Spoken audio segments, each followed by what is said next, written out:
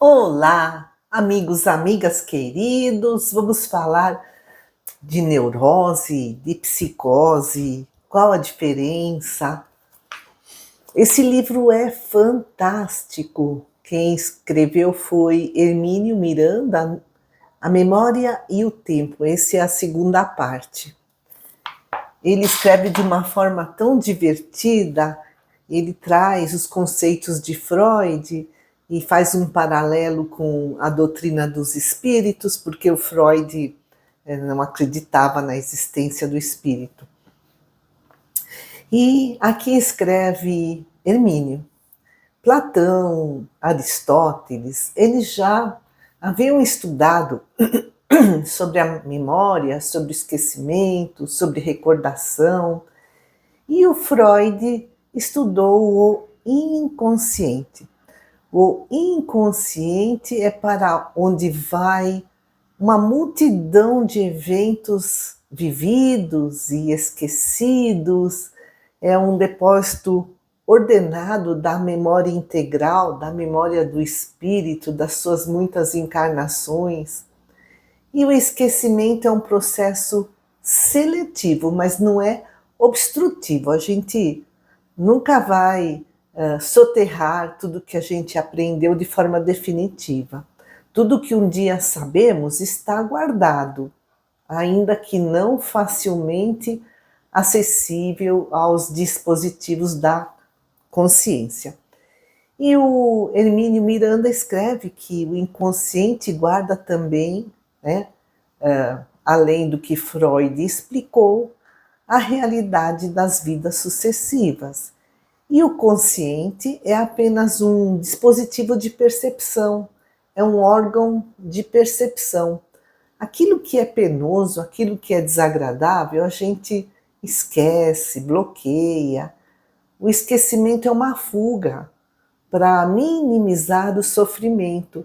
A gente quer esquecer um amor fracassado, a perda, né? Perda entre aspas, né? De um ente querido, ele foi lá para o plano espiritual, né? Uma oportunidade mal aproveitada, uma frustração amarga. Mas se nós insistirmos em recalcar algo mais doloroso, vai se formar um núcleo em torno, né, dessa dor. Começa a formar-se um aglomerado de desajustes que não foram solucionados. E aí surge um complexo de culpa, complexo de inferioridade, e esse núcleo em torno do qual começa a formar-se esse aglomerado de desajustes que está lá no inconsciente, continua a funcionar como um espinho na carne. O termo de Paulo de Tarso, espinho na carne. Qualquer coisa que dói psiquicamente é chamada de neurose. A neurose é uma luta entre o ego e o id, é uma luta interna, como se fosse uma revolução. E a psicose é a luta entre o ego e o ambiente, é uma luta externa, como se fosse uma guerra.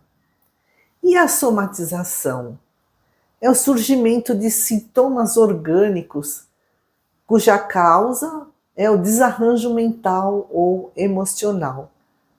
Voltando a falar de neurose e psicose. A neurose pode ser comparada a uma pessoa, né, que está lutando internamente com forças opostas da psique.